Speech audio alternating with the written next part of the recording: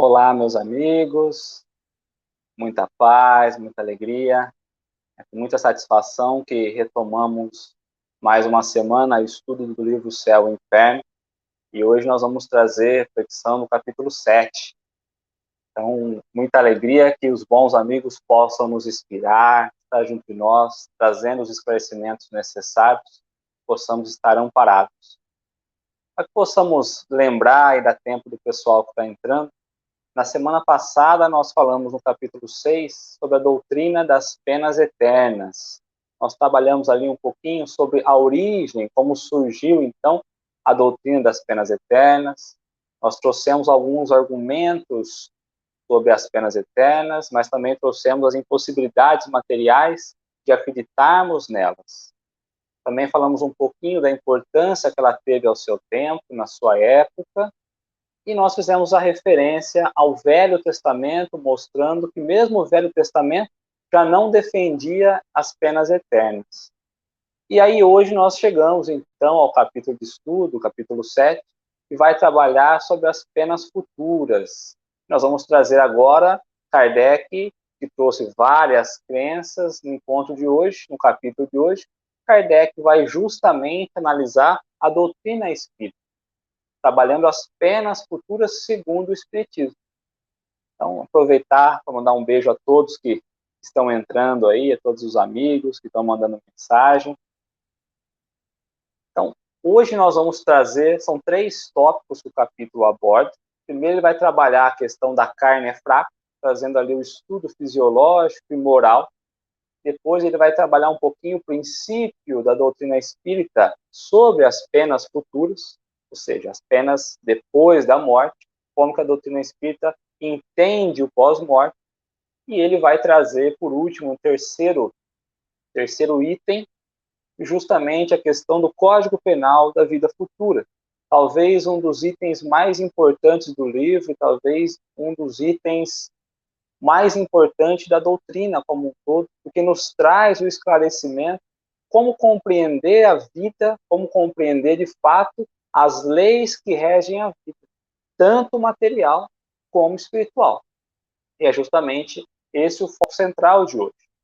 Mas para que nós pudéssemos entender um pouquinho mais e olhar para a questão fisiológica e moral nossa, vamos analisar um pouquinho quando nós nos olhamos, quando nós analisamos alguns vícios. Alguns deles nós imaginamos ser do próprio espírito, porque ele traz ali questões morais, envolve mais a questão moral. Outros, porém, nós imaginamos estar atrelado muito mais ao organismo físico, à questão física, estando ali a preguiça, a cólera, a sensualidade. Quando nós olhamos para esses, nós imaginamos então que as pessoas que trazem esse vício talvez não tenham tanta responsabilidade quanto aqueles que trazem os vícios classificados como morais, que estariam ligados mais à questão espiritual. Mas quando vamos estudar, então, e olhar pela ótica que nós devemos, os espiritualistas reconhecem que o espírito é responsável pelo desenvolvimento do órgão cerebral. Então, o espírito está ligado 100% ao desenvolvimento do cérebro. E, na consequência disso, as aptidões que nós trazemos. Então, o desenvolvimento é o efeito e não a causa. E, às vezes, nós vamos olhar e imaginar que é a causa. Um grande exemplo disso é que um homem, ele não é músico porque ele tem aptidão para música. Muito pelo contrário. Ele tem aptidão para música porque o espírito dele é musical. Então, o espírito já desenvolveu essa questão, já estimulou a região cerebral e por isso ele vem com essa facilidade. Então, ele não é músico porque ele tem aptidão. Não, a aptidão é porque o espírito já traz isso. Nós vamos entendendo a responsabilidade disso tudo. E se o espírito, então, pode agir sobre o nosso cérebro, ele também pode agir sobre outras partes do corpo.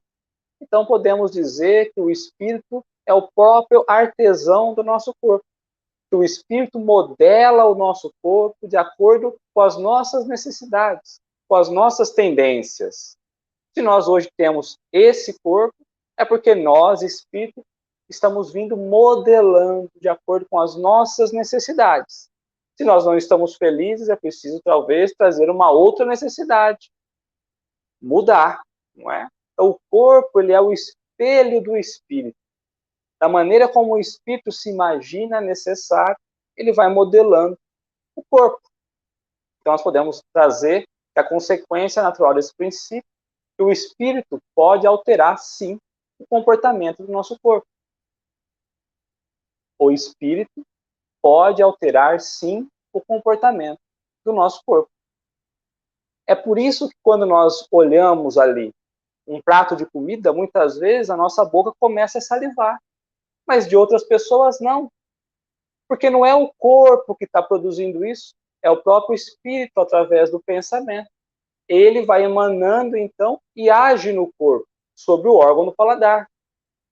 Então é o próprio espírito colocando à vontade, porque ele traz o comportamento espiritual. O corpo não tem contato com o alimento. Pela mesma razão que quando nós olhamos pessoas que choram com facilidade, elas não choram com facilidade porque elas possuem lágrimas sobrando. Muito pelo contrário. É porque o espírito já traz ali uma sensibilidade maior. Então ela chora com mais facilidade. Então as características estão no espírito. Olhando por essa visão e seguindo essa ideia, nós podemos compreender que não é o colérico porque ele é agressivo, mas ele é agressivo porque ele traz um comportamento colérico. Veja como que o espírito vai trazendo todo o temperamento do corpo. Como que o espírito é responsável pelo nosso temperamento. Então, a moral do espírito pode ser, sim, afetada pela matéria quando nós passamos por dificuldades físicas, por exemplo, uma doença. Mas somente nessa questão. Porque em outras questões, o espírito é quem vai modelar. É o espírito que traz o temperamento. E mesmo quando nós estamos sobre a questão patológica, o espírito não sofre nada. O corpo, sim, a matéria, sim. Mas o espírito mantém a sua naturalidade, a sua natureza. Então, quando nós falamos, a carne é fraca, quando nós utilizamos essa expressão e colocamos a responsabilidade na questão material, na questão do corpo, nós estamos equivocados. A responsabilidade é nossa, porque a carne não é fraca. Se a carne é fraca, é porque o espírito é fraco. A carne não tem pensamento, a carne não tem vontade. A carne nunca sobrepõe o espírito, sempre o espírito sobrepõe a carne, porque o espírito é o ser desejante. O espírito é o ser pensante. Então, quando mais esclarecido nós formos, mais responsabilidades nós vamos trazer. Quanto mais exercitamos o conhecimento, mais responsáveis de nós mesmos nós somos. Porque nós colocamos o nosso pensamento no nosso corpo. E é olhando por esse aspecto, nesse quadro, que muitas vezes a medicina, a terapia acaba falhando. Porque vai olhar para o indivíduo tentando mudar o temperamento do indivíduo, mas sem olhar as influências espirituais. Então, o temperamento é um efeito, ele não é a causa, ele é o efeito, ele é o responsável, porque ele é ligado ao espírito. Quando, às vezes, submetido a uma terapia, quando submetido a uma modificação, inconscientemente o próprio espírito vai criando uma resistência e neutraliza os efeitos da terapia. Porque nós não temos controle sobre o inconsciente. Mas é isso que muitas vezes acontece. Porque nós não temos vontade de ultrapassar as dificuldades e o inconsciente vai ali dificultando o nosso progresso. Tanto que quando nós vamos olhar lá no capítulo 9 do Evangelho segundo o Espiritismo, Hahnemann, o pai da homeopatia, vai nos falar o seguinte: o corpo não dá cólera àquele que não tem, do mesmo modo que não dá outros vícios. Todas as virtudes e todo vício são inerentes ao espírito, ou seja, as virtudes e os vícios são do espírito. Se não fosse assim, onde estaria o mérito e a responsabilidade? Então nós temos os méritos e as responsabilidades pelos nossos atos. O homem só se conserva vicioso porque quer permanecer vicioso. Ou seja, é o espírito que vai comandar tudo isso. é a vontade do espírito, o pensamento. E nós, às vezes, não damos conta, não lembramos do espírito, vivemos a vida olhando as patologias físicas do corpo. Aquele que queira corrigir-se sempre o pode. Se não fosse assim, não existiria a lei de progresso. Então ele vem trazer a questão da lei de progresso. Cabe a cada um ir modificando as suas ações, a fim de que essas ações possam afetar o temperamento, modificar o temperamento. E aí, quando vamos buscar lá no Livro dos Espíritos, na questão 207, 208, Kardec vai perguntar se, além das características físicas, se os filhos não trazem do pai características morais. Os espíritos vão dizer que não, que o corpo, sim, traz as características, mas o corpo vem do corpo. O espírito é individual, o espírito vem do espírito. Cada um é um. Então, a sua moral vai ser diferente no pai, nos pais, como nos filhos. E aí Kardec pergunta, mas tem filhos que trazem o mesmo aspecto moral do pai? Ele vai dizer, é porque são espíritos afins, que trazem uma sintonia, e por isso talvez tenham reencarnado junto. Apenas isso.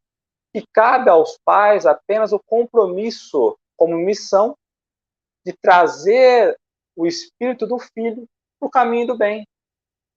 Traz como sendo a missão dos pais, através da educação, trazer o espírito do filho para o caminho do bem, garantir o bem ao espírito.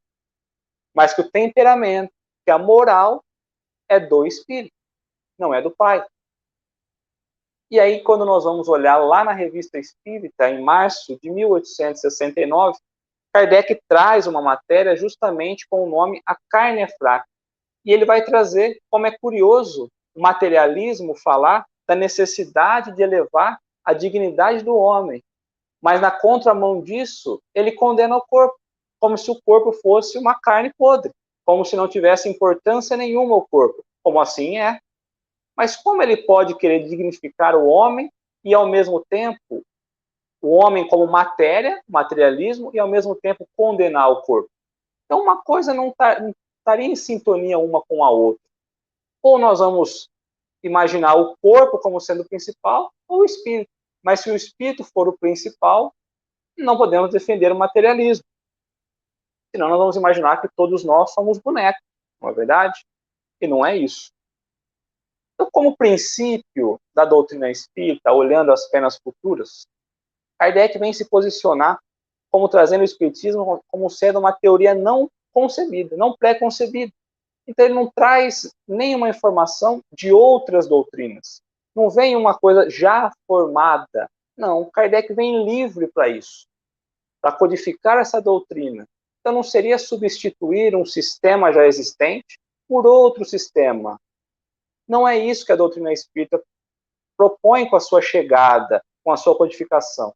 Ela vai se apoiar justamente em cima de observações. E são essas observações que vão trazendo as características e o conhecimento da doutrina espírita. Ninguém parou filosoficamente, ficou imaginando como seria após o túmulo, o que nós encontraríamos no pós-morte. Muito pelo contrário, são os próprios seres que deixaram a Terra, que voltaram a informar como era, que voltaram a falar sobre os erros e os acertos, sobre as felicidades e as infelicidades. E quando nós olhamos os ensinamentos em cima das mensagens recebidas dos espíritos, nós vamos vendo como que realmente essas mensagens apoiam, afirmam o ensinamento do Cristo. A moral cristã, a moral dos ensinamentos do Cristo, são confirmadas pelas experiências trazidas pelos espíritos. E aqui nós poderíamos pensar, mas os espíritos poderia ser um espírito trazendo um ponto de vista, trazendo o seu aspecto, mas Kardec se preocupa com isso. Quando nós falamos da questão da maneira como Kardec se posiciona na pesquisa, como Kardec se coloca a observar, nós vamos vendo que ele se preocupa em não trazer informação de apenas um espírito, mas de vários espíritos, e não apenas de uma cidade ou de uma região, mas de todo o globo terrestre. mensagens que ele perguntava o mesmo tema a várias pessoas, recebiam várias respostas, e através disso ele veio trazendo essas informações. Entanto que Kardec ele não traz o nome dos médiuns que trouxeram a comunicação, mas ele traz a atenção para a comunicação. O que importa é quem trouxe, o que importa é olhar e ver se tem fundamento. Agora ele espera para ver se confirma através de outras mensagens, de outras localidades, porque a ideia de Kardec é que ninguém se apoie sobre a crença do outro, é que cada um pudesse olhar e interpretar as lições, as mensagens trazidas, e a partir daí trazer então a sua fé viva, compreendendo a própria fé. E aí então Kardec vem e nos apresenta o Código Penal da vida futura, sabendo que Deus é a inteligência maior e que ninguém poderia trazer um Código Penal divino. Kardec vem e nos propõe analisar essas mensagens, analisar essas comunicações, observar a doutrina espírita, e ele vai trazer ali o funcionamento, o sistema como rege a lei universal, a lei divina, e Kardec vai chamá-la de lei da justiça divina, e elenca para nós 33 tópicos que vão fundamentar as penas futuras. Daqui para frente, Kardec vai mostrar como funciona essa lei universal, essa lei de Deus, esse sistema das penas eternas, deixando para lá as crenças no céu, no inferno, e trazendo uma realidade única através dos nossos esforços, através das nossas observações. E é justamente nesse cenário que nós vamos entrar. Como eu disse, o estudo de hoje ele vai decorrer desse terceiro item, o Código Penal da Vida Futura, onde Kardec vai colocar ao que a doutrina espírita vem se sustentar. Qual é a base da doutrina espírita? Talvez um dos tópicos mais importantes de toda a doutrina. Kardec vai colocar no início, número 1, eu vou trazer todos os tópicos a fim que a gente não deixe passar despercebido nenhum tópico importante. Porque às vezes poderia falar, mas por que não resumiu? Por que não trouxe um olhar generalizado? Mas se assim fosse, Kardec teria feito. Então a importância que Kardec colocou em cada tópico se faz necessário falarmos e refletirmos. É aqui que Kardec vai nos mostrar como a lei divina regula o nosso progresso, como nós somos responsáveis, ou melhor, como nós podemos avançar, progredir de acordo com a lei divina. Kardec coloca no item 1, a alma ou o espírito sofre na vida espiritual as consequências das imperfeições vividas durante a vida corporal. Seu estado feliz ou infeliz tem relação com o grau de purificação ou imperfeição de cada um. Então, Kardec vai falar um pouquinho sobre as questões terrestres, olhando a questão espiritual, e questões espirituais, olhando a vivência terrestre. Então, ele vai trazer para nós que o espírito sofre na vida espiritual os mesmos sofrimentos que ele passa aqui na vida terrestre, que estão baseadas em perfeições vividas. E seu estado, feliz ou infeliz, tem ligação com seu grau de purificação, com seu grau de elevação, de desenvolvimento, de evolução, como queiramos olhar. Então, muitas vezes nós nos perguntamos, mas para onde nós vamos realmente quando deixarmos a Terra? Quando deixarmos o corpo carnal? Será que nós vamos rever nossos entes queridos? Será que nós vamos poder repousar, descansar? A grande pergunta que fica, e a grande reflexão, o que temos feito nós nas nossas horas vagas? O que temos construído nós nas horas vagas? Porque justamente como nós tratamos, como nós reagimos nas nossas horas vagas, é que vai dizer como vai ser o nosso futuro. Temos trabalhado, temos desenvolvido, o que temos feito? Qual tem sido o nosso foco quando sobra o nosso tempo? Vou viver pelas coisas materiais ou vou compreender a necessidade de viver como um espírito? Porque o espírito quem vai ditar o nosso temperamento. Se temos nós olhado para as coisas materiais, é porque o nosso temperamento ainda é material. Só imaginamos olhar para as coisas espirituais. Imaginamos ser espíritas e estar olhando para as coisas espirituais. Será? Qual tem sido o nosso temperamento? Qual tem puxado mais o nosso desejo? Kardec coloca no item 2, a verdadeira felicidade está ligada à purificação completa do espírito. Toda imperfeição é uma causa de sofrimento e privações, assim como toda qualidade adquirida é fonte de gozo, atenuante de sofrimento. E aqui vale só um entendimento e uma observação. Quando nós olhamos para a palavra sofrimento, para a palavra culpa, muitas vezes nós vamos olhar aqui, entre aspas, a palavra castigo. Vale lembrar que esse é um estado da consciência. Não é Deus fazendo o nosso sofrimento. Não é Deus nos castigando. Somos nós mesmos, olhando as nossas situações, olhando para o nosso dia a dia e sofrendo pelos nossos erros. Essa é a colocação de Kardec. Esse é o verdadeiro significado quando nós olhamos e analisamos as nossas penas. Nós mesmos nos condenamos. Então, quando ele coloca a verdadeira felicidade, está totalmente ligada à purificação do espírito. Ou seja, quando formos espíritos puros, aí nós vamos experimentar, então, a verdadeira felicidade. E que toda imperfeição traz um sofrimento. Toda imperfeição. Então, possamos olhar para o nosso dia a dia, possamos começar vigiando a nós mesmos, corrigindo os nossos atos.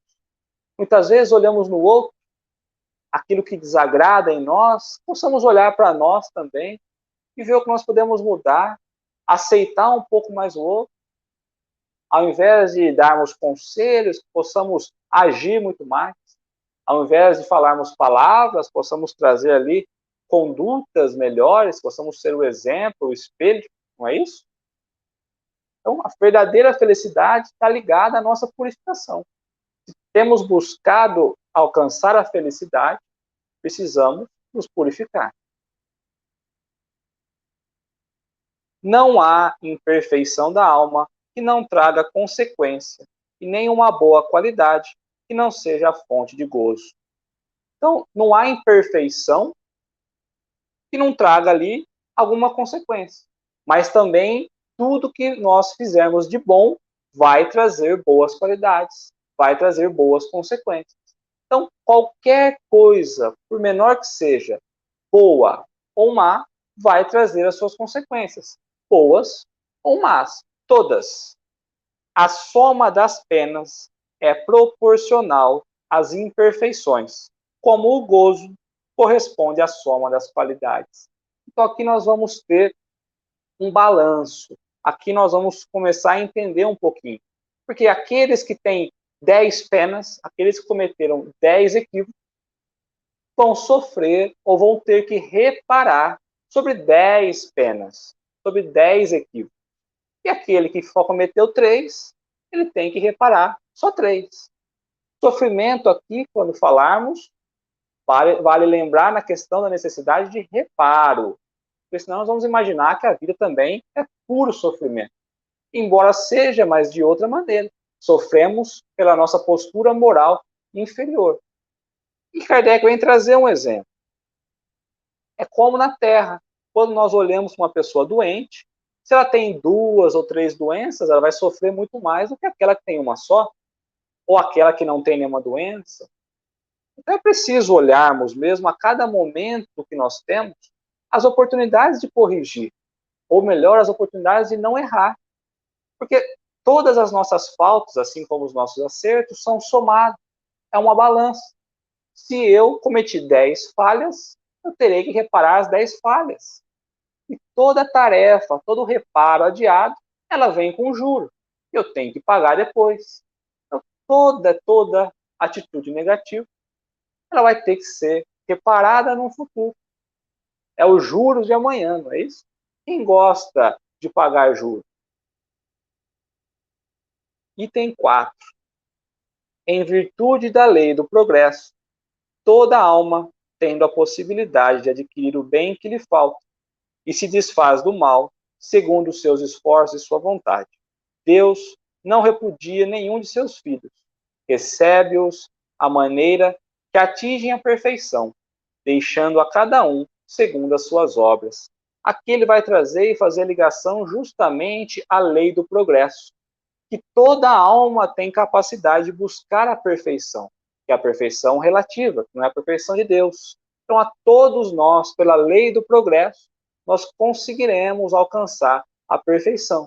E Deus está ali, não repudia nenhum filho, não condena nenhum filho, muito pelo contrário, ele aguarda que o filho possa se purificar, segundo as suas obras. Mais uma vez, como é preciso olharmos para nós, como é preciso vigiar as nossas faltas, que está na nossa mão.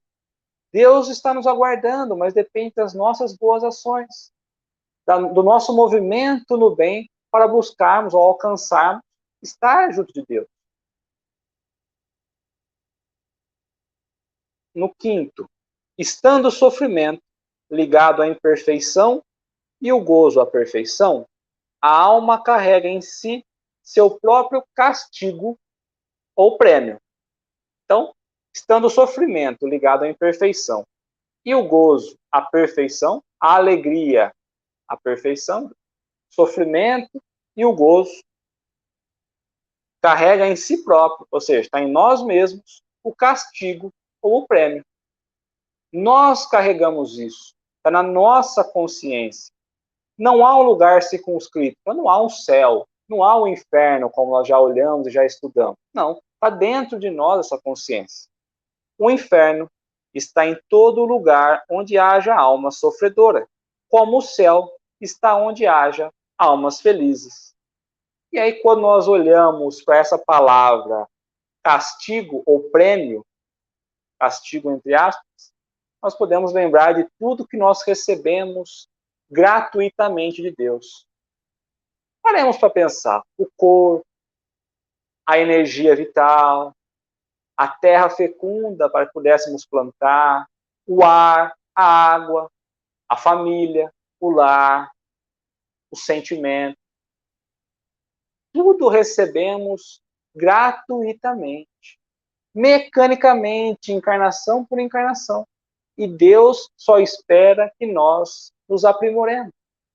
Que possamos olhar que esse sofrimento que nós trazemos, ele está ligado às nossas atitudes. Assim como as felicidades, o gozo, também está ligado às atitudes do bem. Então recebemos tanto como prêmio de Deus e não temos feito nada. Deus só espera que nós nos aprimoremos. Esse é o desejo de Deus. O bem e o mal que fazemos decorre das qualidades que possuímos. Então, tanto o bem quanto o mal está a nossa qualidade, ao nosso temperamento, ao nosso jeito de ser. Quando nós olhamos alguém fazendo alguma atitude, é o jeito de ser, é o espírito, é a qualidade que o espírito possui. Ninguém faz aquilo que não possui ainda. Não fazer o bem quando podemos é, portanto, o resultado de uma imperfeição.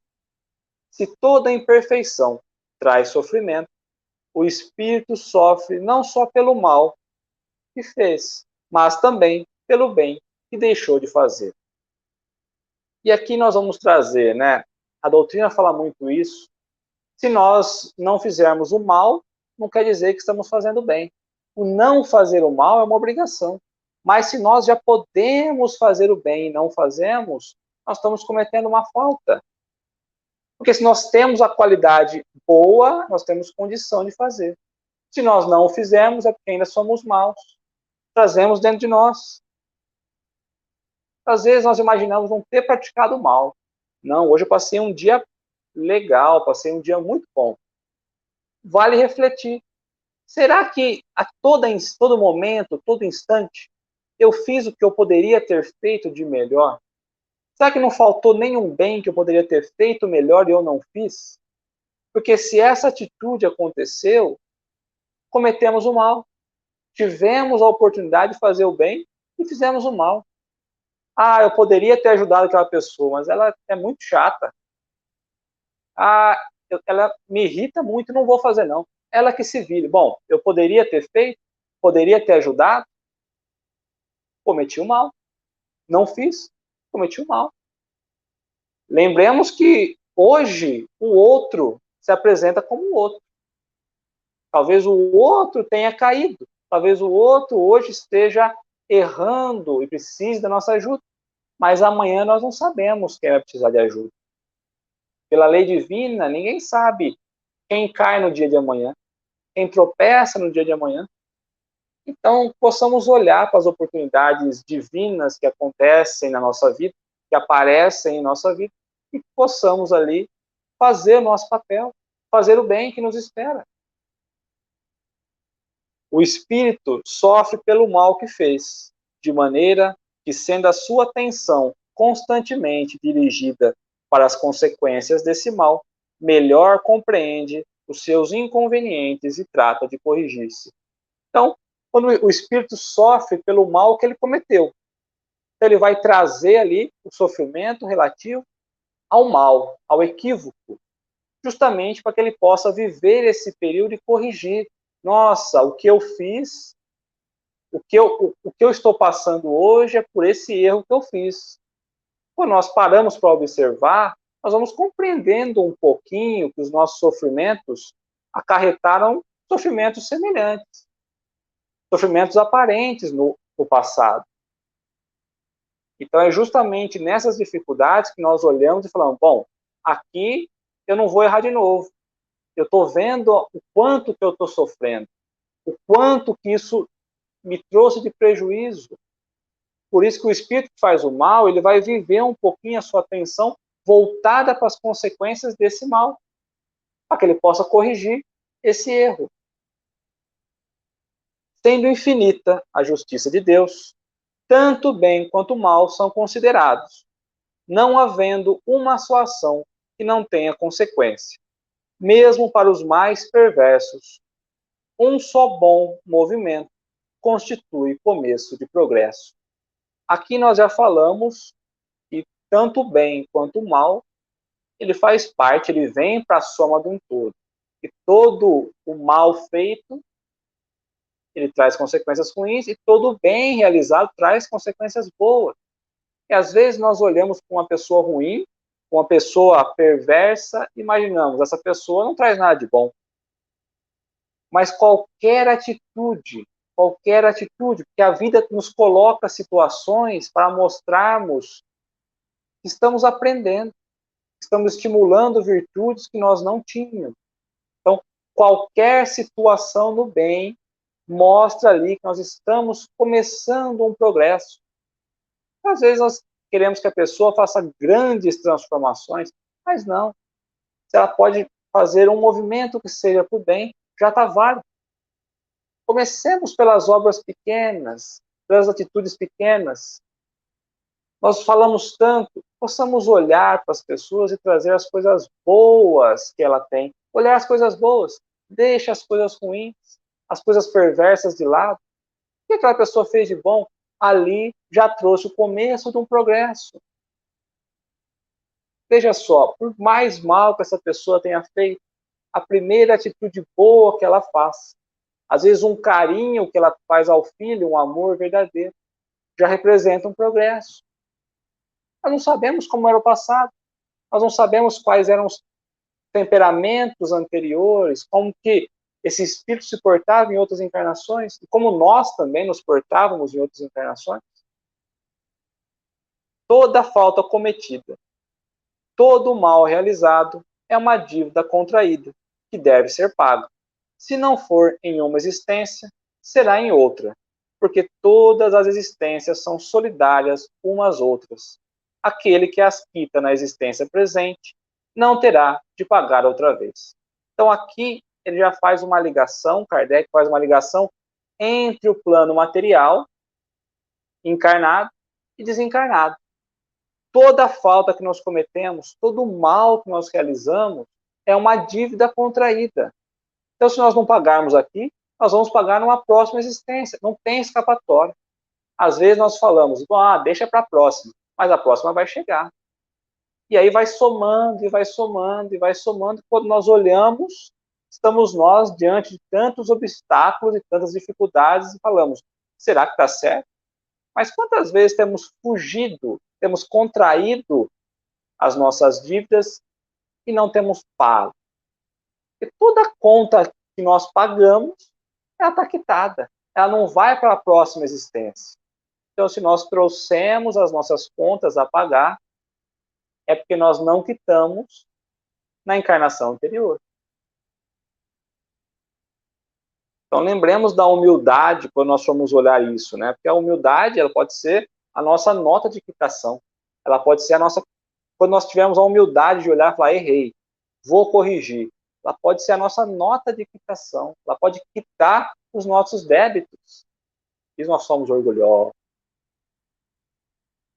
O espírito sofre tanto no mundo corporal como no espiritual, a consequência de suas imperfeições cometidas na presente ou na anterior existência. Pelos sofrimentos e pelas vicissitudes, podemos julgar as faltas cometidas nas existências anteriores. Então, cada um traz a dor como correção. Nós falamos agora há pouco que se nós olharmos para o nosso cenário, para a nossa vida, para as nossas dificuldades, para aquilo que nos tortura psiquicamente, nós vamos saber o que nós fizemos lá atrás. Então, cada um traz a dor de acordo com a necessidade. A dor ela é a ferramenta de correção.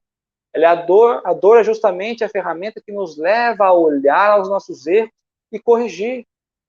Somos todos nós viajantes, trazendo nossos fardos de imperfeições. Imaginemos nós, viajantes, com a mochila nas costas, cheia de imperfeições. Então não há injustiça. Esse sistema divino ele é perfeito.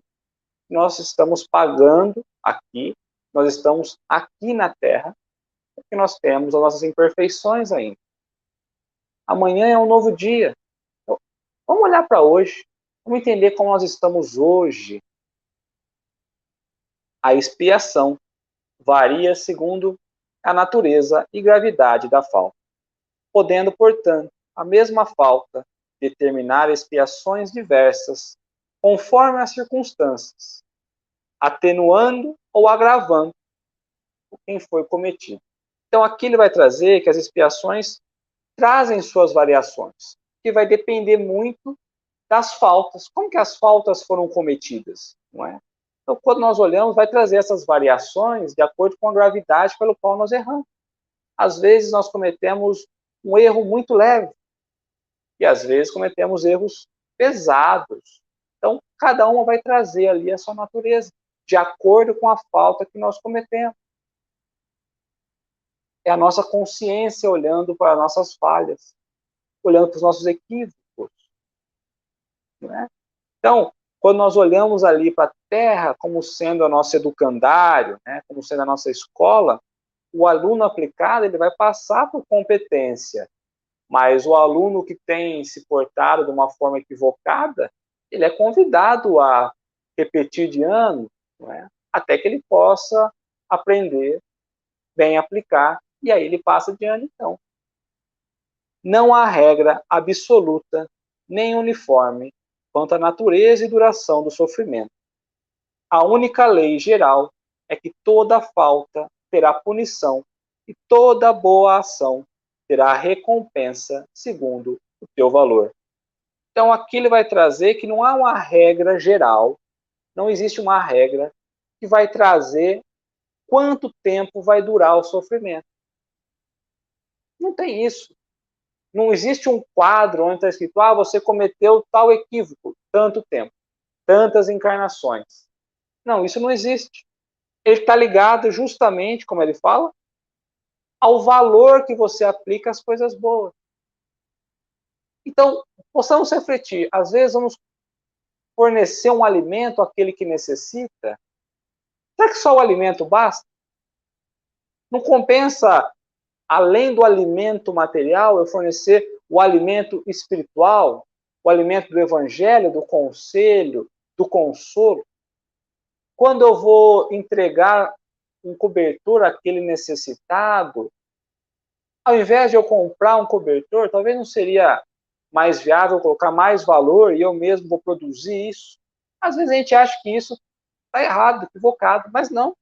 Quanto maior for o nosso valor, ou seja, quanto maior for o nosso empenho, mais rápido, mais valor nós vamos ter para quitar os nossos débitos.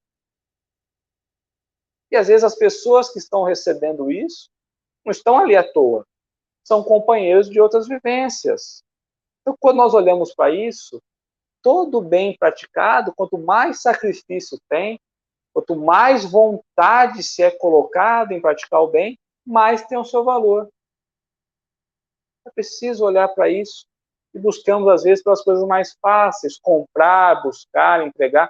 Não que não tenha o seu valor, mas às vezes é preciso colocarmos vontade, suor, não é? Empenho, é o espírito de serviço trabalhando.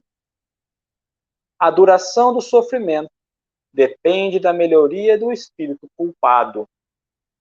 Culpado porque ele se culpa. Nenhuma condenação tem tempo determinado. O que Deus exige é um melhoramento sério, efetivo, sincero, voltado ao bem. Então, condenação não tem tempo.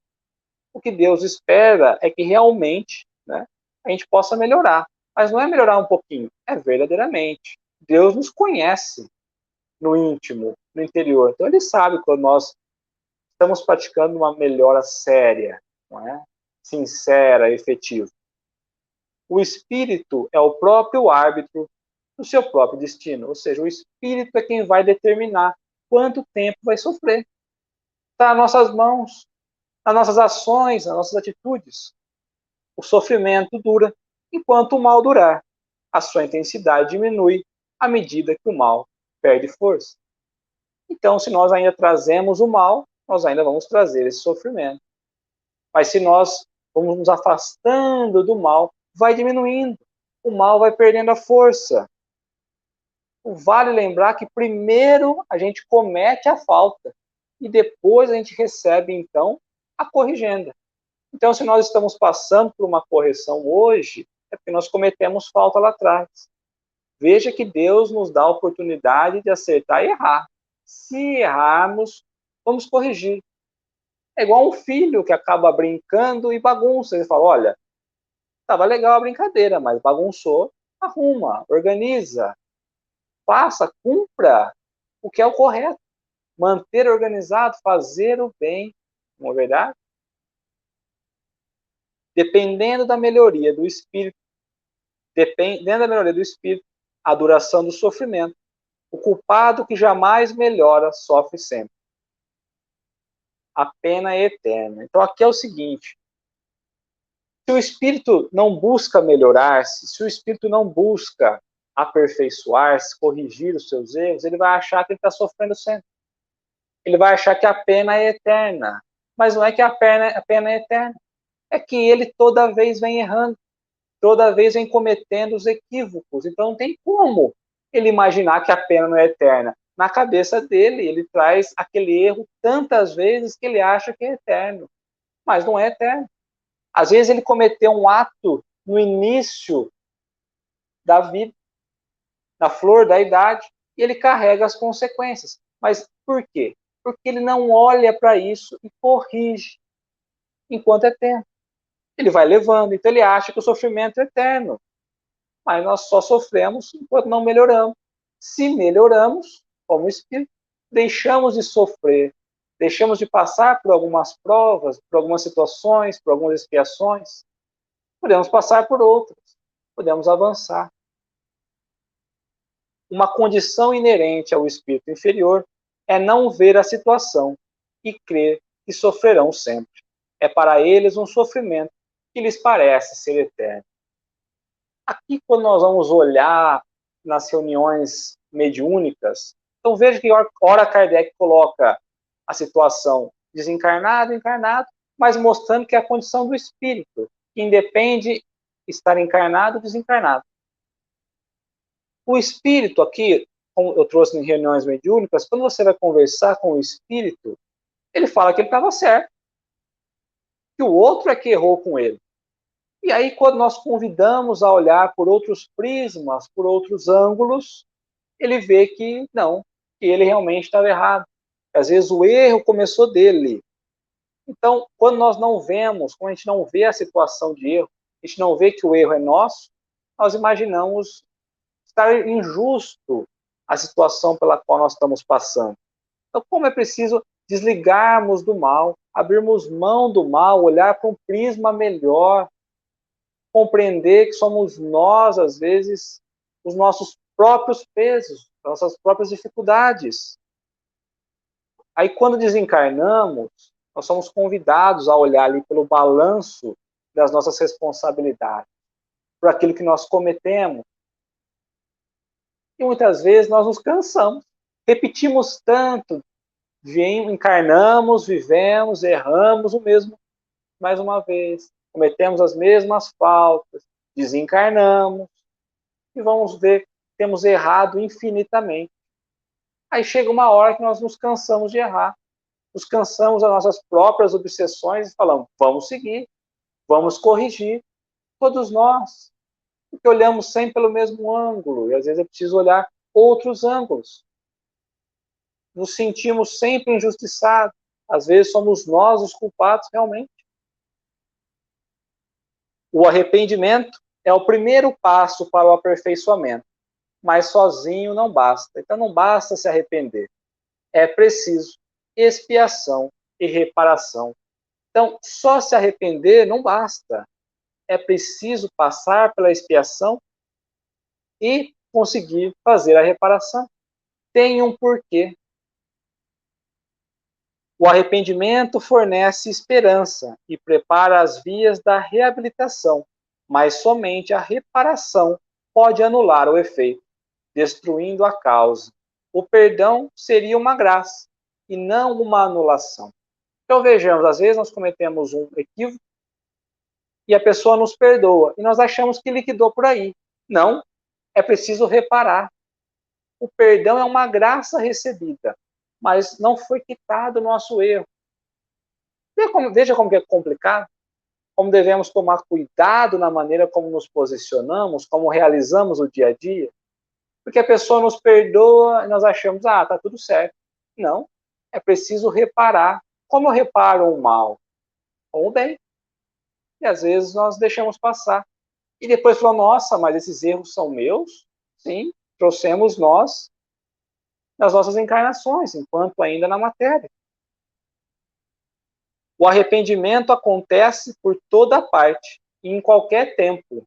Se for tarde, o culpado sofre por mais tempo, até que os últimos vestígios da falta desapareçam. É presente sofrimento físico e moral, seja na vida atual, seja na vida espiritual. Então ele coloca, o arrependimento acontece por toda parte, em qualquer tempo. Se nós demorarmos para corrigir, quanto mais demorarmos, mais tempo ficaremos culpados. Mais tempo teremos a nossa consciência mostrando a necessidade de reparo. E nós falamos, deixa, não tenho coragem, preciso ter coragem, não é?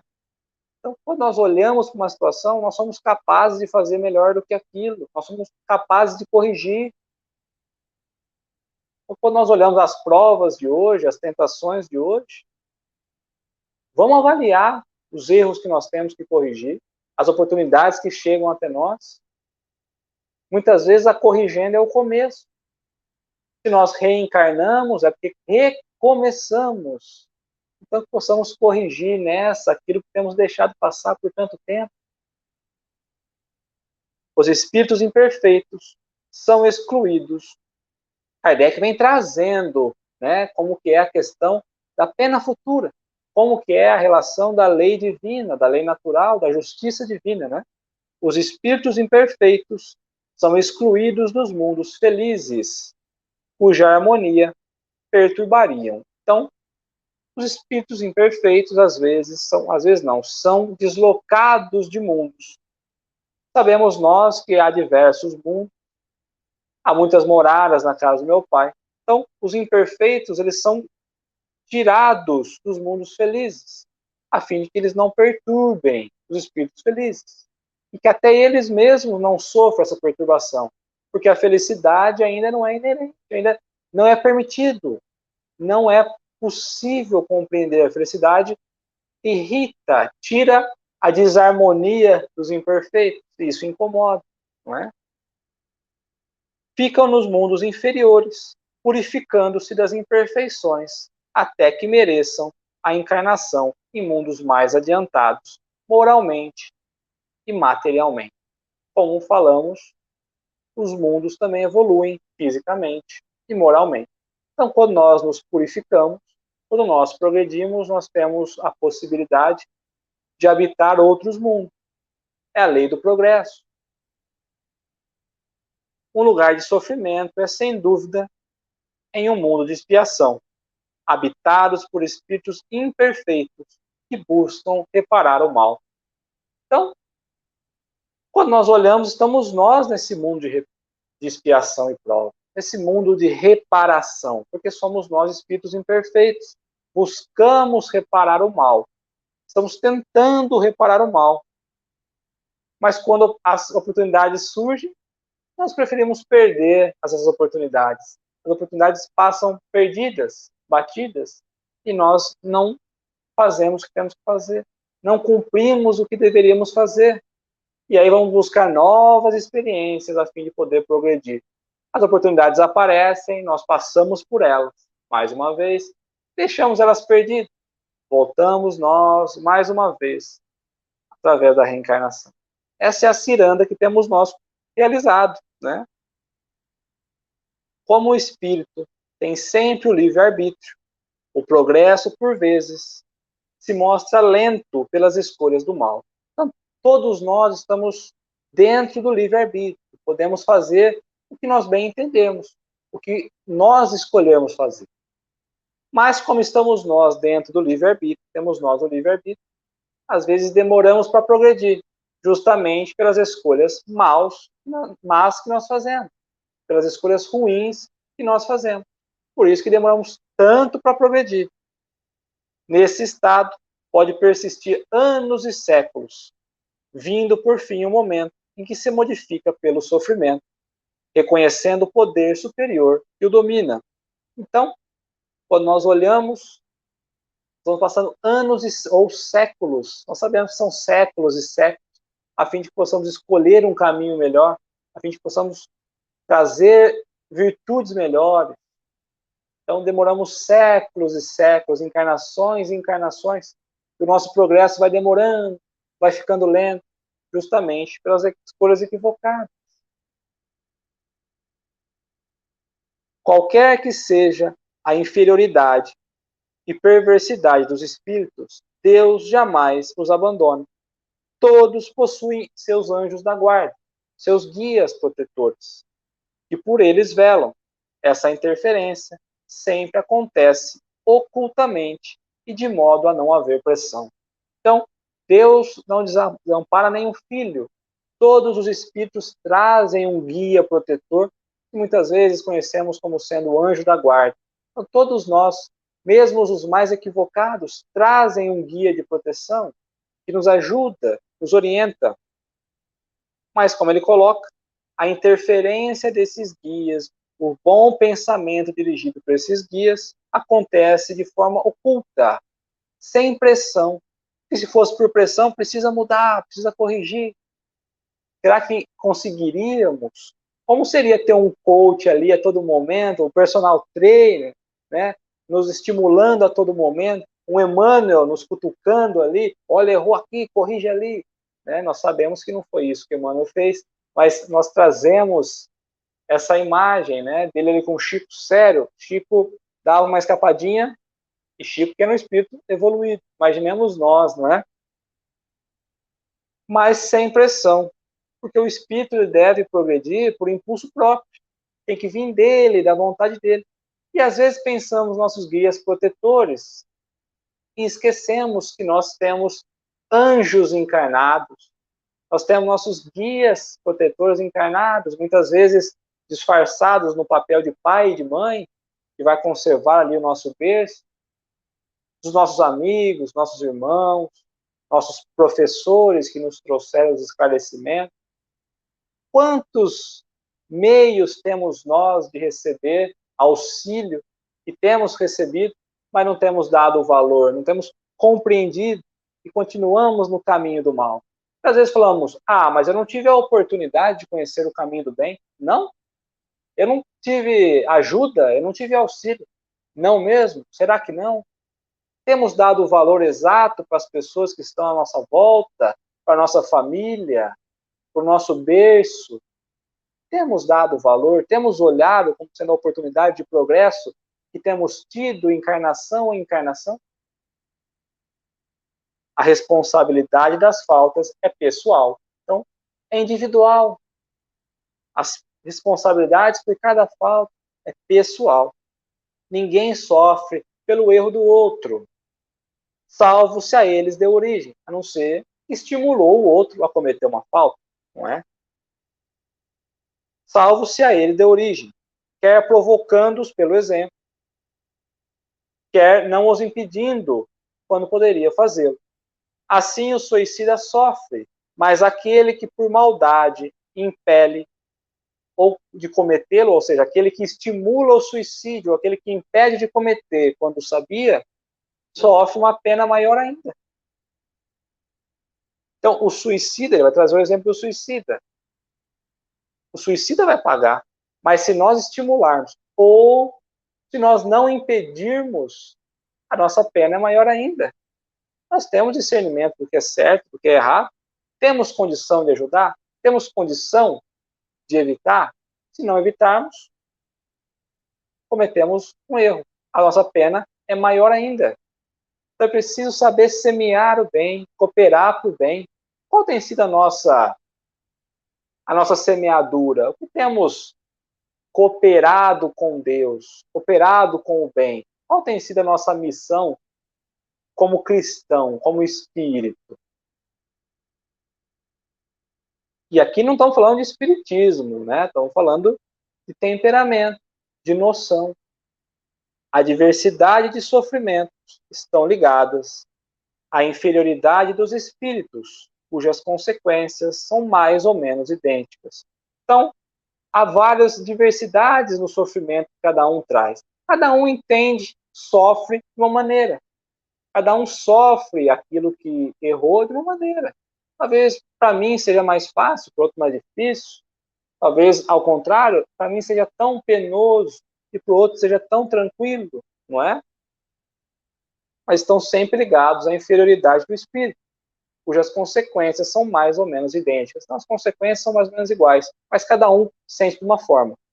A punição entre os que se acham ligados à vida material faz sentido pela lentidão do desprendimento da alma. Então, aqui ele vai trazer a punição daqueles que estão ligados. Então, entendamos punição. Psicológico, a nossa consciência, não é Deus punindo. Nós precisamos tirar essa questão da doutrina. Deus não pune. Então, a punição, o sofrimento daqueles que sempre foram ligados à matéria faz sentir pela lentidão do desprendimento da alma nas angústias que acompanham a morte e o despertar em outra vida. Então, demora para desprender do corpo. Às vezes meses, às vezes anos. Mas naqueles que se identificam com a vida espiritual, é mais fácil, é mais rápido, nem sentem, passa direto. Então, como tem sido o nosso olhar, nosso entendimento espiritual? Porque se eu tiver ainda apegado à matéria, a minha passagem vai ser lenta, demorada. Dias, meses, anos. Meses, anos, né? Dias não. Mas se eu entender a questão espiritual, se eu não estiver preso à questão material, eu passo de uma forma mais tranquila. Sem sentir os abalos, sem sentir as turbulências. Pacífico no despertar do outro lado. Natural. Então, quando nós olhamos assim, Deus não quer trazer nós como escravos da criação, muito pelo contrário. Todos nós somos livres para olhar, interpretar e agir como nós quisermos. Não é? Então, o problema é, na escola, a escola, o professor vem para ensinar. Estamos aprendendo? Porque a vida é o professor. É na vida que nós aprendemos. Então, como eu coloquei, Deus não quer trazer nós como escravos da criação. Pelo contrário, todos nós estamos livres para aprender e compreender o que quisermos. Mas temos aprendido? Temos frequentado as aulas divinas, da justiça divina? Um fenômeno muito frequente entre os espíritos de certa inferioridade moral é acreditar ainda estar vivo, podendo essa ilusão prolongar-se por muitos anos. Então, durante os quais eles experimentam todas as necessidades, todos os tormentos e perplexidades da vida. Então, nós, quando olhamos o trabalho mediúnico, nós vamos ver espíritos ali que não perceberam que desencarnaram, não perceberam que deixaram o corpo de carne. Eles imaginam ainda estar vivos, sentem todas as necessidades, todos os tormentos, as perplexidades da vida, que estavam tão ligados à vida que nem perceberam que se desligaram dela. Davam tanta importância às necessidades, aos desejos, às paixões, que ficaram pegas a elas. O corpo foi e nem percebeu.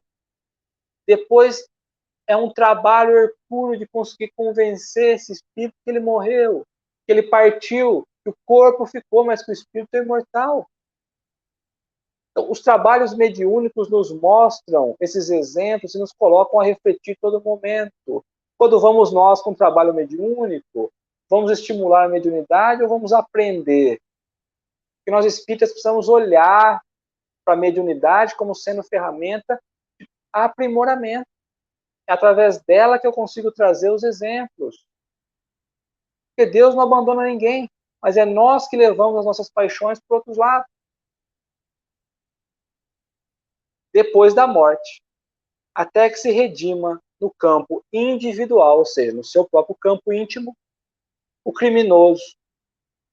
Para o criminoso, a visão incessante de suas vítimas e das circunstâncias do crime é cruel suplício.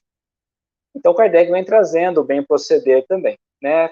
Então, para o criminoso, depois que ele desencarna, ele fica trazendo na sua consciência suas vítimas. Não acha que morreu, desencarnou, acabou as lembranças. Que vai colher, vai ter que pagar numa próxima encarnação, vai ter que corrigir numa próxima encarnação. Não. Ele continua vendo as suas vítimas, como é colocado, até redimir o seu campo íntimo, até ele compreender os equívocos, ele fica vivendo aquelas cenas. Aquele desespero dos equívocos que ele cometeu. Agora já tem o corpo material, já compreendendo que é um espírito, ficar revendo as cenas, como se fosse mostrando para eles ali os erros cometidos a fim de poder reparar. Então, às vezes, falam, bom, somos perdoados, mas não somos limpos. Às vezes o espírito até nos perdoou. Tudo bem, ele cometeu um erro comigo, eu perdoo. Mas não é porque ele me perdoou que eu estou limpo, que eu não trago mais as impurezas dos meus atos. Pelo contrário, eu ainda trago e fico vivendo até que eu possa compreender o equívoco que eu cometi. E aí somos nós convidados à nova encarnação. Veja que nós falamos de encarnação várias vezes, porque a reencarnação é a ferramenta, é a oportunidade que nós temos de reparo. Certos espíritos estão mergulhados em densa treva, outros se encontram em absoluto isolamento no espaço, atormentados pela ignorância da própria posição e da sorte que os aguarda. Então, alguns espíritos estão em locais tão pesados, difícil acesso, outros se encontram isolados no espaço, justamente pela própria ignorância, pela posição que tinha, mas que agora aguarda a oportunidade. Os mais culpados necessitam de situações mais rígidas. Os que cometeram erros mais pesados, os que se sentem mais culpados, precisam de situações mais rígidas. Esta situação perdura até que o desejo de reparação lhe traga a calma para entrever a possibilidade do reparo. Então, essa situação que ele se encontra vai perdurar, vai durar, até que esse espírito duro tenha a calma de olhar o que ele cometeu e compreenda as necessidades de voltar para os possíveis reparos. Veja como Deus é sábio, como a lei divina é sábia. Se ele voltasse na sequência, se ele reencarnasse na sequência, voltaria a cometer os mesmos equívocos. Mas ele é colocado de lado, dado o seu tempo, dado a sua, entre aspas, purificação momentânea, do seu entendimento, a fim de que ele possa compreender a necessidade de voltar e reparar, possibilidade do reparo, reencarnação. São os irmãos duros que nós encontramos nas reuniões mediúnicas, que hoje encarnados temos possibilidades, mas que antes de reencarnarmos éramos nós falando, éramos nós trazendo esses relatos, esses erros. Nós estamos nos vendo aqui, se hoje não cometemos algum desses equívocos, já cometemos. Não tem como falar, não, eu nunca fiz isso. Já fizemos. Se hoje não fazemos, é porque já passamos, já aprendemos, já fomos exemplo de muitas pessoas, de observações. Para o orgulhoso, após a morte, né? Para o orgulhoso, é suplício vir acima dele, colocados que na terra desprezavam. Então, vai olhar e vai ver que aqueles que ele desprezava, ele se achava tão assim, era tão orgulhoso, vai ver agora que os outros que ele desprezava estão em condições melhores. O hipócrita vê desvelado os seus maus segredos de pensamento. Os hipócritas falam uma coisa e agem de outra forma, trazem o íntimo diferente. Lá eles vão ver aberto, todo mundo consegue ver o pensamento íntimo. Então os hipócritas vai ver desvelado os seus mais secretos pensamentos. O sátiro tem na exaltação dos bestiais desejos o mais atroz tormento. Vê o avarento, o esbanjamento inevitável do seu tesouro, enquanto que o egoísta, desamparado de todos, nem a sede, nem a fome lhe são amenizados, pois na vida só cuidava de si mesmo. Então vejamos que as nossas condições equivocadas aqui, quando somos convidados ao plano espiritual, vamos ver ou vamos viver a experiência contrária. Ele coloca ao avarento, aquele que trazia ali, era tão avarento quanto encarnado, quando desencarna, ele vai ver os bens indo embora, para que possa aprender, não serviu de nada. Às vezes estamos tão preocupados com o futuro dos outros, estamos tão preocupados como vai ser o futuro, valeria olharmos para nós, olhar como que é o nosso presente, porque o presente, o estado que somos hoje, que nos apresentamos, vai desenhar o nosso futuro, inclusive como espírito desencarnado.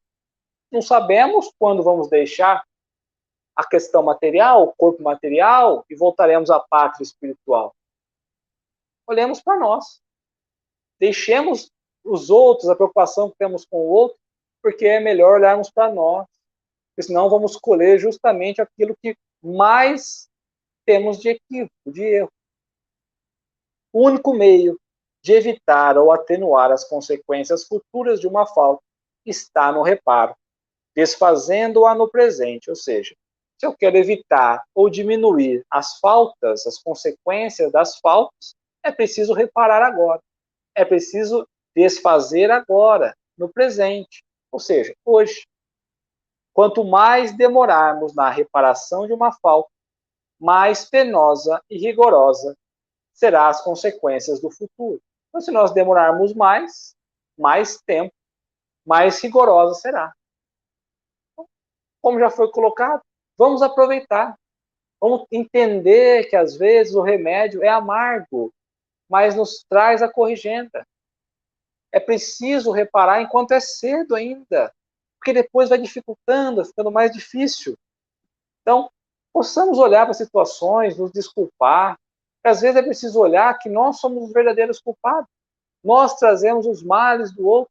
Nós, às vezes, estimulamos o outro ao erro. A situação do espírito no mundo espiritual não é outra senão a mesma vivida enquanto encarnado. Mais tarde, outra encarnação lhe faculta para nova prova de expiação e reparação, com maior ou menor proveito, dependendo do seu livre-arbítrio, e se ele se corrigiu. Então aqui nós vamos trazer o quê? Bem-aventurados são os aflitos, aqueles que compreendem a situação que estão passando, mas não que ficam parados sem agir. Como é preciso pensarmos em tudo, entendemos o consolo, mas buscarmos reparar o que nós temos errado. Porque a vida na Terra é consequência da espiritual. O que antes de encarnar, estávamos vivendo em pensamento, estamos nós agora. E agora Kardec traz o inverso. Que o mundo espiritual é a consequência de quando estamos encarnados. Ou seja, é uma continuidade. Não tem como falar, a hora que eu morrer, isso passou. Não, você leva junto. Quando eu encarnar, isso passa. Não, nós trazemos junto essa ciranda, não é? Bem-aventurados aflitos, porque nos é o quê? Nós precisamos ser felizes pelas aflições que temos, pelas oportunidades de pagar os nossos erros, de reparar os nossos equívocos. A misericórdia de Deus é infinita, mas não é cega. O culpado não é exonerado enquanto não houver satisfeito a justiça. Sofre a consequência dos seus erros. Por infinita misericórdia, devemos ter que Deus não é inexorável, deixando sempre viável o caminho da redenção. Então veja, a misericórdia de Deus é infinita, ela acontece a todo momento. Deus não é cego, a misericórdia não é cega. O culpado precisa reparar, mas Deus não vai facilitar esse reparo. Ele vai dar a oportunidade normal, sem privilégios. Faz parte natural, da lei natural. Mas Deus é tão misericordioso que essa via do caminho, a possibilidade do reparo, sempre é colocada. A possibilidade da reencarnação sempre nos é oferecida. Lógico que tem todo o seu tempo, todo o seu entendimento, seu merecimento, mas pela misericórdia de Deus, sempre somos nós colocados as oportunidades de reparar. Então, o amor universal nos favorece, como eu coloquei, a escola. E devemos a nós nos matricularmos nela. Temos como aprender. Temos como sair com mais experiência, com mais conhecimento. Possamos mergulhar, de fato, a essa possibilidade de aprender, a essa escola bendita que Deus tem nos colocado. Sendo apenas as penas temporárias e subordinadas ao arrependimento e à reparação, que dependem da livre vontade do homem, são ao mesmo tempo castigos, entre aspas, não é? Castigos produzidos por nós mesmos, e remédio. Ou seja, a dificuldade nos traz sofrimento, mas também nos traz a cura, o remédio. Passamos por dificuldade, mas é justamente a dificuldade que nos propicia aprendermos e não errarmos novamente. É o remédio. Às vezes, como eu coloquei, o remédio é amargo, mas traz a cura. Kardec vai colocar aqui de novo. As dificuldades, o sofrimento são os remédios. Às vezes, até buscamos evoluir, buscamos esferas superiores, mas esquecemos que é preciso passar, suar, como eu coloquei, para poder evoluir. A evolução depende da nossa vontade, do nosso esforço. Não existe resgate, não existe corrigenda sem ação. Não existe. As penas que o espírito experimenta na vida espiritual ajuntam-se às da vida corpórea, que são consequentes às imperfeições do homem, às suas paixões, ao mau uso das suas faculdades e às expiações de presentes e passadas faltas. Então, o que nós experimentamos hoje é a consequência da soma de todas as reencarnações, tanto os erros encarnados que nós cometemos enquanto encarnados, como os erros que cometemos enquanto desencarnados. Tudo aquilo que nós não reparamos, aquilo que nós não corrigimos, que deixamos para depois, estamos nós na nossa mochila. Então temos nós que pegar essas faltas e ir acertando para diminuir, não é? Assim se explicam as misérias e vicissitudes mundanas, que à primeira vista parecem não ter razão de ser, mas são heranças que servem à nossa romagem para a perfectibilidade. Então, quando nós olhamos ali pelas misérias do mundo, pelas vicissitudes do mundo, e falamos, meu Deus, mas por que precisa ter esses erros, essas misérias no mundo? Por que precisamos experimentar esse sofrimento? E aí Kardec coloca, à primeira vista parece não ter razão, não ter justificativo. Kardec coloca. Mas é justamente essas misérias que vão fazer nós olharmos e acharmos uma barbaridade aquilo que está acontecendo. Mas nós, no passado, cometemos aqueles atos. Então é colocado para nós, para nos dar aquele choque de percepção, a fim de falarmos, não erro mais desse jeito. Não vou mais por esse caminho. Então é necessário. É a herança que nós trazemos. Então é preciso olhar a fim de buscar a perfeição.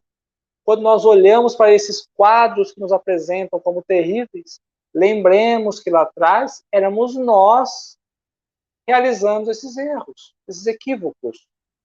E agora eles nos veem como uma alavanca de progresso. Então, às vezes, as pessoas não aceitam, não encaram a situação que se apresenta, mas a situação está ali para que possamos tirar um proveito de aprendizado. Possamos trazer dali os ensinamentos necessários. Deus, ele vai nos trazer, nos criar todos simples e ignorantes. Poderíamos nós pensar, mas Deus poderia ter trazido nós perfeitos já. Se Deus espera que sejamos perfeitos, por que já não nos criou perfeitos? Porque ele gostaria que nós, assim poderia ter feito, poderia ter criado todos perfeitos, mas ele quis criar todos simples e ignorantes. E não dar preferência e privilégios para nenhum. Mas que nós, através do nosso esforço, pudéssemos ganhar musculatura espiritual, envergadura espiritual, pudéssemos progredir, pudéssemos mostrar que somos nós merecedores de coisas melhores, de vivenciar a felicidade que Ele nos oferece, que Ele tem a nos oferecer quando estivermos nós perfeitos, na perfeição relativa que nos cabe. Então, às vezes, olhamos para espíritos que já trazem um grau de evolução e imaginamos que Deus talvez tivesse dado a oportunidade para eles, mas não. Eles caminharam por essa senda, eles se esforçaram por evoluir. E cabe a nós também. Ainda bem que Deus nos trouxe, então, simples e ignorantes. Porque se nos trouxéssemos perfeitos, quereríamos nós um ser melhor que o outro. E perderia a característica de perfeição. Então, a cada um segundo a sua obra. Imagina o amor de Deus, imagina como vibra o amor nesse lar divino por todos nós. Às vezes nós em casa olhamos para um filho mais difícil do que o outro, e temos a paciência, a esperança de que esse filho se tornará melhor. Às vezes olhamos para o outro filho e falamos, olha, a característica desse falta naquele, poderia desenvolver. Imagina Deus olhando para nós, a sua infinita sabedoria, o seu infinito amor, falando, olha, ele errou ali, mas daqui a pouquinho ele vai conseguir, daqui a pouquinho ele vai trazer as características melhores do outro. É esse amor que Deus coloca em nós. É essa esperança que Ele deposita em nós.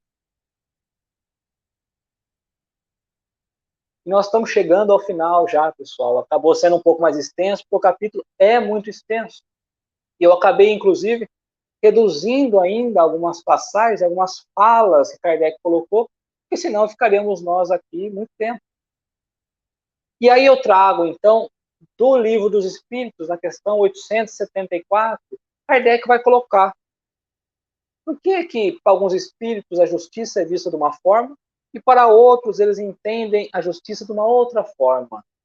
E aí os espíritos respondem, é porque ao sentimento de justiça mistura-se as paixões, fazendo que os homens vejam as coisas pelos prismas falsos. Ou seja, que nós olhamos pelo nosso olhar, pelo nosso desejo, pelas nossas paixões, e não olhamos pelo prisma verdadeiro. Por isso que a justiça é mal compreendida. E coloca, podemos definir como justiça cada um respeitar os direitos dos demais. Ele vai trazer a 876,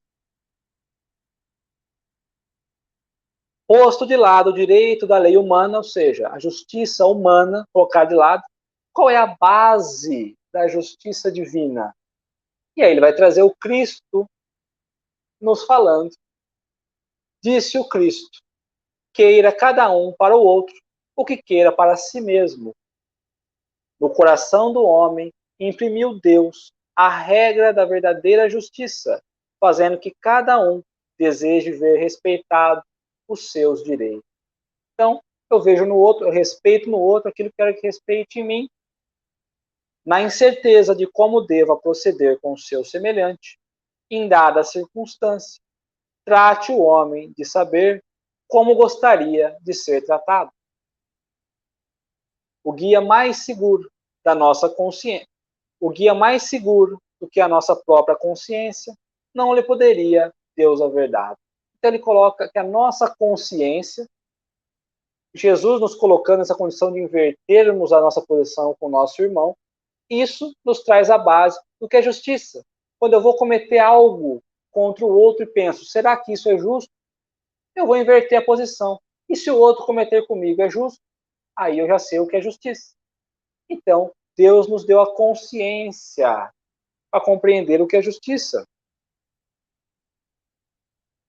Da necessidade que o homem tem de viver em sociedade, nascem-lhe obrigações especiais? Kardec questiona os espíritos. Sim, e a primeira de todas é a de respeitar os direitos de seus semelhantes. A vida social outorga direitos e impõe deveres. E às vezes nós vamos buscar só os nossos direitos. E aqui Kardec coloca, os espíritos colocam para Kardec, são direitos e deveres. Não é? Respeitar o direito do semelhante. Qual seria, então, o caráter do homem que praticasse a justiça em toda a sua pureza? Como poderíamos imaginar se essa justiça praticada na íntegra, pura, sem nenhuma interferência, sem misturar com as paixões mundanas? E aí ele vai trazer o do verdadeiro justo.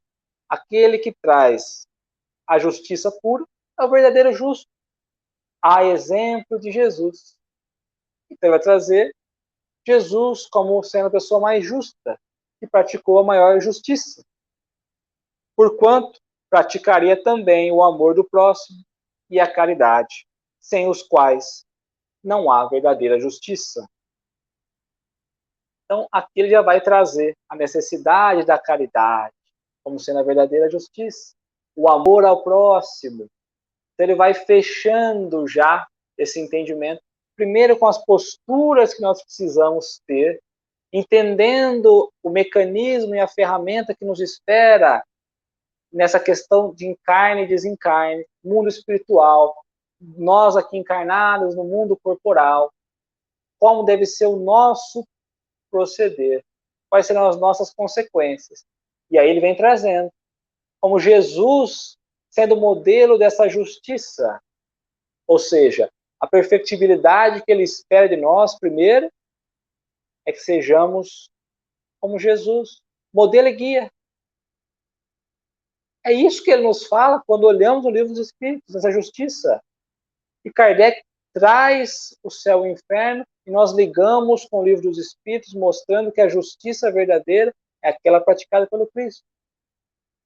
E aí Kardec traz no final do item 33, apesar da diversidade dos gêneros e dos graus de sofrimento.